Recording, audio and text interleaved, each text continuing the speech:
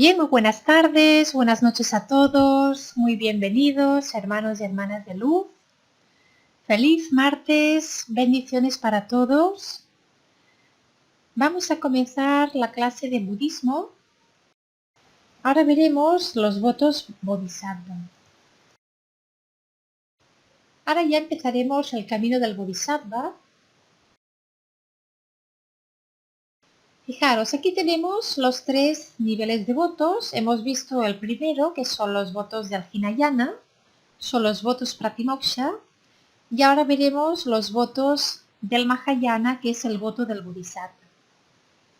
Así que empezaremos con el tema del camino del Bodhisattva. El camino del Bodhisattva se puede ver de dos maneras diferentes. Desde los 5 caminos o desde los 10 niveles que se llaman Bhumis. Bhumi significa nivel. Aquí veis los 5 caminos que tenemos: la acumulación, la confluencia, la visión, el cultivo y la perfección. Y la otra manera, que serían los 10 niveles o Bhumis. Vemos aquí los 10 Bhumis y vemos que del primer Bhumi al séptimo, estos son los niveles impuros. Es decir, aquí es cuando practicamos para eliminar el velo de las kleshas, para purificar las kleshas. Cuando llegamos al octavo Bhumi, del octavo al décimo tenemos los niveles puros. Aquí ya se habrían eliminado las kleshas, pero todavía faltaría eliminar el velo cognitivo y el velo del ego, de la ignorancia. Una vez hemos logrado eliminar todo esto, entonces logramos la perfección o la budeidad. Bien, entonces los bodhisattvas son las personas que están en el camino que conduce a la iluminación, a la budeidad, para el beneficio de todos los seres. Esta es la gran cualidad, bien, que estamos en el camino para lograr la iluminación, para poder ayudar a todos los seres, para poder beneficiarlos.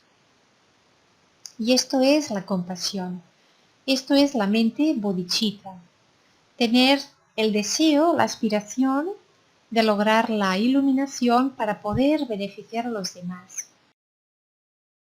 Los bodhisattvas son considerados los hijos de los budas. Para lograr la iluminación, que es el Dharmakaya, debemos pasar por estos 10 niveles o Bhumis. Si nosotros lo vemos desde los 5 caminos, cuando llegamos al tercer camino, que es el camino de la visión, aquí empezaríamos con el primer Bhumi. Antes de empezar con los Bhumis, primero tenemos que recorrer 2 caminos, la acumulación y la confluencia. Una vez llegamos al tercero, que aquí es el camino de la visión, es cuando nosotros tenemos la visión de nuestra verdadera naturaleza, tenemos un samadhi, entonces empezaremos con el primer Bhumi o primer nivel. Fijaros que a partir del camino de la visión tenemos el cultivo, que es todo lo que es la práctica del Bodhisattva. Los 10 niveles sería el cuarto camino, el cultivo. Por tanto, cuando llegamos a la visión, aquí es donde se tiene la primera visión de la realidad de lo que somos. Se experimenta el primer samadhi, que es reconocer, ver nuestra verdadera naturaleza. Vamos a recordar qué es el Dharmakaya. Tenemos los 3 cuerpos de Buda, bien, el Dharmakaya, el Sambhogakaya y el Nirmanakaya. Dharmakaya es la esencia. Por tanto, sería la mente totalmente iluminada. Sambhogakaya es la potencialidad, que es la dimensión pura, es una manifestación del Dharmakaya, pero en una dimensión pura, ¿bien? Una mente muy pura.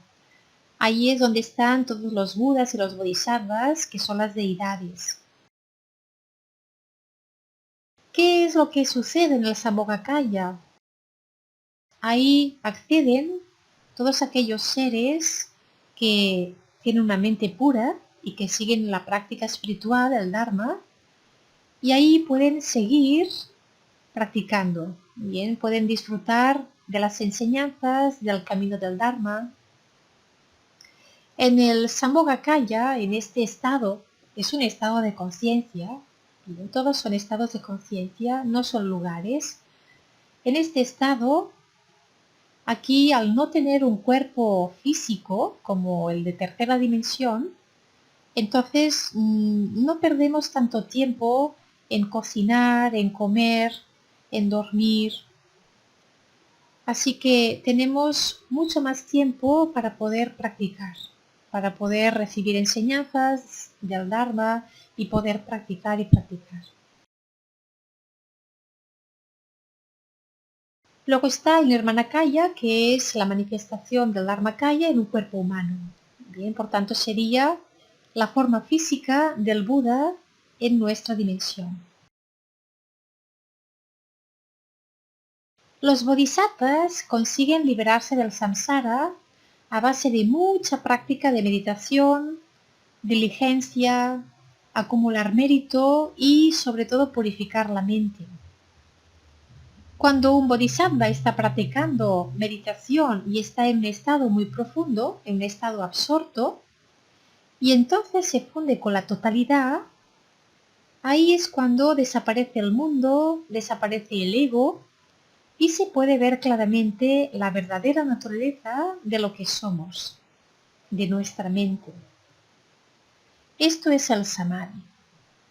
Aquí es cuando tenemos la comprensión profunda de la verdad de lo que somos, de nuestra mente de Buda, y también tenemos la comprensión de los fenómenos manifestados.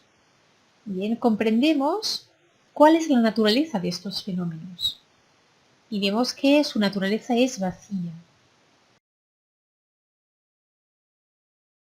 Es una autorrealización que llamamos samadhi, y con este samadhi el bodhisattva llega al primer nivel, que es el primer bhumi. Aquí es cuando uno se libera del samsara. ¿Qué significa esto? Significa que cuando llegamos al tercer camino de la visión, al tener el primer samadhi, bien, entramos en el primer bhumi, entramos en el primer nivel. Entonces aquí nos liberamos del samsara. Seguiremos todavía viviendo en este plano, con nuestro cuerpo humano, pero ya no volveremos a renacer en esta dimensión del samsara. Bien, aquí quedamos libres. Dice, esto es irreversible. Ya no hay vuelta atrás, ya no se vuelve a renacer en el samsara. Lo que hacemos es renacer en una tierra pura. Esta autorrealización, que es esta visión clara y esta comprensión de lo que realmente somos, neutraliza nuestro ego y neutraliza nuestro karma negativo. Aquí tenemos un antes y un después. Es una transformación interna. Esto significa que a partir de este punto se ha quemado una gran cantidad de karma negativo y se ha trascendido una gran cantidad de ego. Lo que se realiza en este primer nivel es la verdadera naturaleza de la mente y se realiza a través de un samadhi. Este primer nivel del bodhisattva se llama el primer momento de la gran felicidad. Porque la felicidad que sentimos al ver nuestra verdadera esencia, esta felicidad es tan grande, pero tan grande, que a partir de entonces todo lo que haremos será querer volver a ver esto.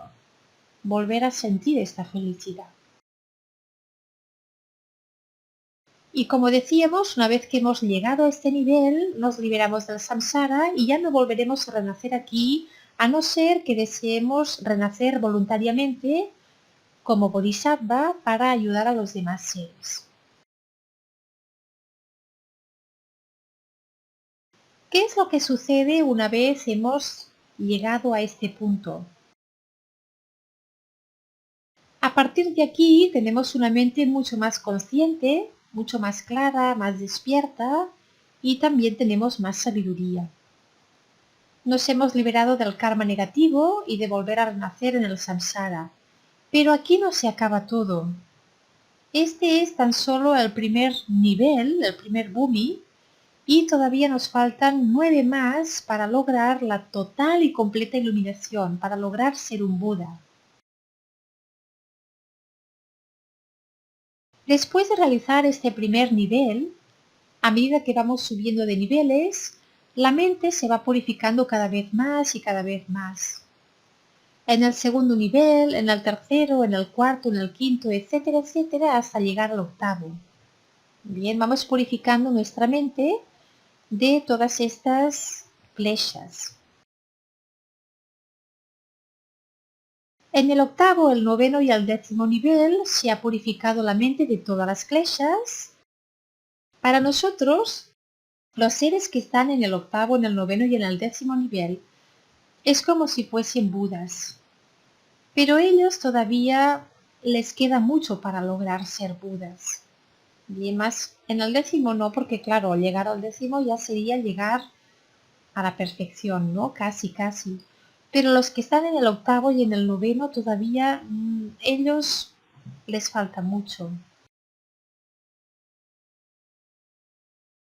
En estos tres últimos niveles, el octavo, el noveno y el décimo, las capacidades, el conocimiento, las cualidades, el poder que tienen, para nosotros es algo totalmente impensable, algo muy, muy lejos y muy difícil de lograr.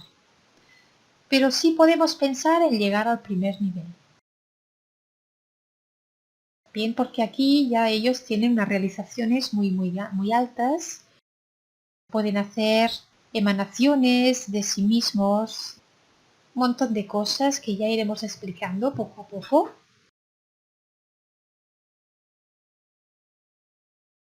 Ahora vamos a explicar estos primeros caminos, el de la acumulación y el de la confluencia, que están antes de llegar al tercer camino de la visión. Así que para llegar al primer bhumi, primero tenemos que pasar por el camino de la acumulación y el camino de la confluencia.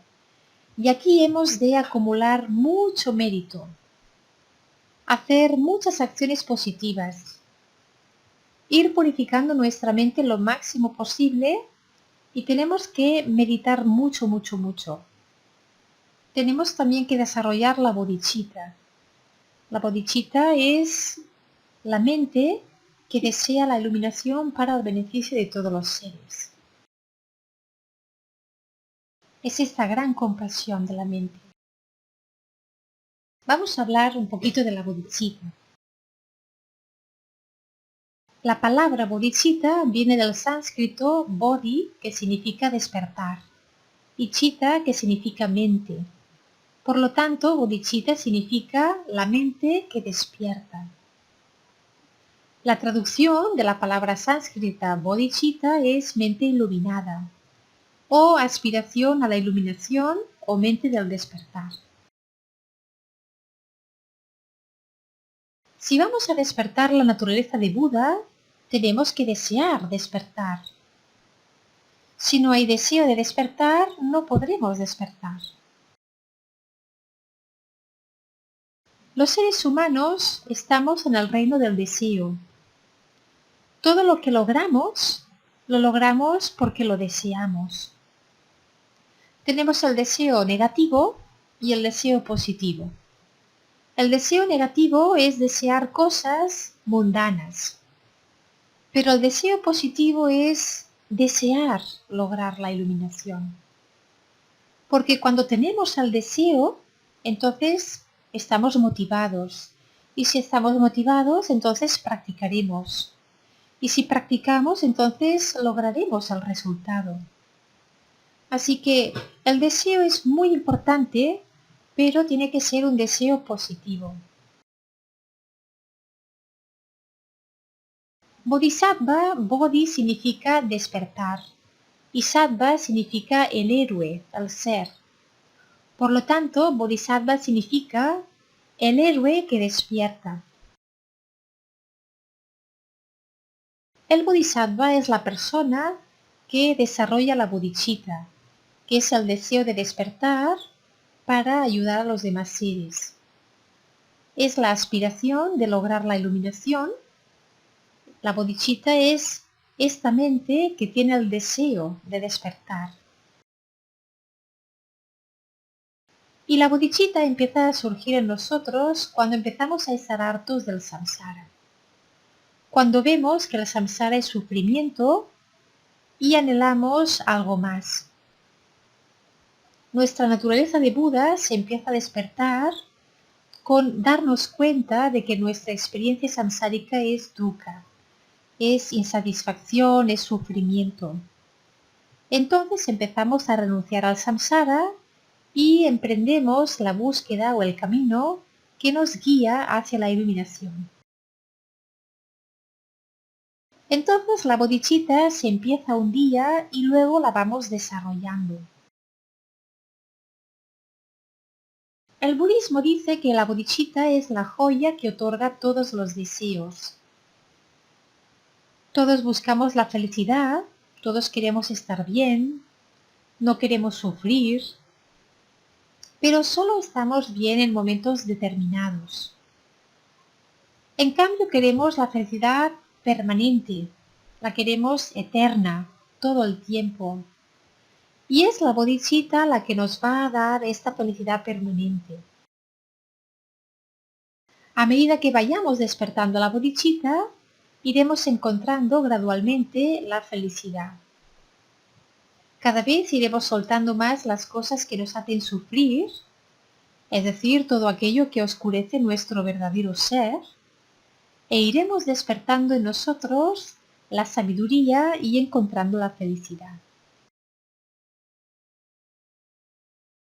Dice que la bodhicitta y el bodhisattva pertenecen al budismo mahayana.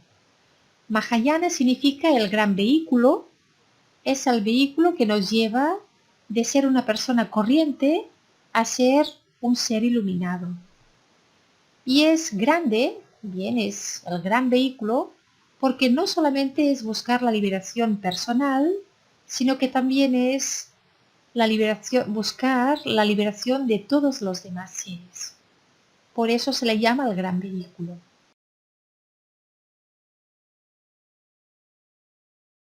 Ahora veremos los dos aspectos de la bodhicitta. Bien, pues la bodhicitta tiene dos aspectos. Tenemos la bodhicitta relativa y tenemos la bodhicitta absoluta. La bodhicitta relativa es la que tiene amor y compasión hacia todos los seres y quiere ayudarlos no solo a que sean felices, sino que también encuentren las causas de la felicidad. La bodhicitta relativa es un yo queriendo ayudar a los demás a lograr la iluminación.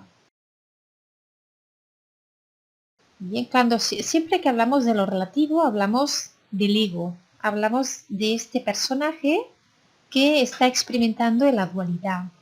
Por tanto, la bodhicitta relativa es este yo, es este personaje que tiene el deseo de lograr la iluminación para poder ayudar a los demás también a lograr la iluminación. Dentro de la bodhicitta relativa tenemos dos. Tenemos la bodhicitta de aspiración y luego está la bodhicitta de la práctica. La bodhicitta de la aspiración es cuando tenemos la aspiración, es decir, el deseo de lograr la iluminación para beneficiar a todos los demás seres. Y la bodhicitta de la práctica es cuando dedicamos nuestra vida a la práctica del Dharma. No solamente tenemos ya la aspiración, sino que lo practicamos para lograr la iluminación para el beneficio de todos los seres.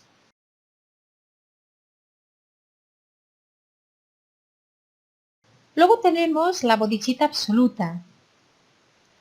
Cuando hablamos de lo absoluto, ¿qué hablamos? Ya hablamos de la verdadera naturaleza de nuestra mente. Entonces, la bodhicitta absoluta es el reconocimiento de nuestra verdadera naturaleza de Buda. Es la experiencia, por así decirlo, de la vacuidad de nuestra mente. Bien, pero no es una experiencia, es cuando la conciencia se reconoce a sí misma por lo que es. Esto no es una experiencia, sino que sería un reconocimiento, una claridad, ¿no? Una visión. Así que es el reconocimiento de la sabiduría primordial que está dormida en nosotros. En la bodhicitta absoluta no hay dualidad. No hay un yo reconociendo algo, bien, porque cuando hablamos de lo absoluto no hay ego, sino que es la propia sabiduría primordial, bien, es la propia conciencia en mayúsculas, la que se reconoce a sí misma. Es una experiencia directa de reconocer nuestra verdadera naturaleza.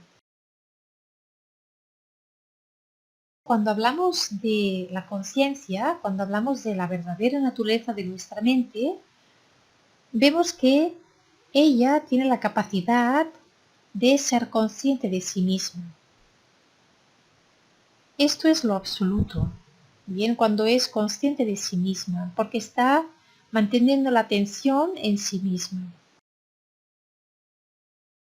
Cuando está siendo consciente de otras cosas que están separadas de ella misma, entonces ahí ya hablamos de lo relativo. Ya no hablamos de lo absoluto, porque para que sea absoluto tiene que ser único. No puede haber otro, no puede haber más de uno. Y lo absoluto es el todo, es totalmente infinito, es totalmente permanente, no tiene límites, es lo que es. Claro, si hablamos de lo relativo, estamos hablando de un yo que está conociendo otras cosas que están separados de mí. Entonces ya no hablamos de lo absoluto y lo real, sino que hablamos ya de algo que es producto de la imaginación. Entonces aquí vemos estas dos bodhicittas. La bodhicitta relativa, que sería la parte del ego, y la bodhicitta absoluta, que es la parte de la verdadera conciencia.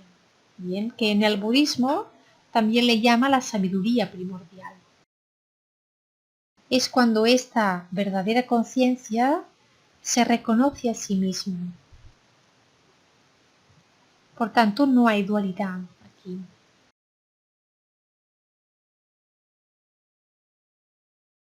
En el camino del Dharma hay unos pasos importantes. El primer paso es tomar refugio en las tres joyas. El segundo paso es tomar los votos pratimoksha, que son los 5 votos principales. Son los votos de no dañar a nadie, a nivel de acción, de cuerpo. Y el tercer paso es tomar el voto del bodhisattva.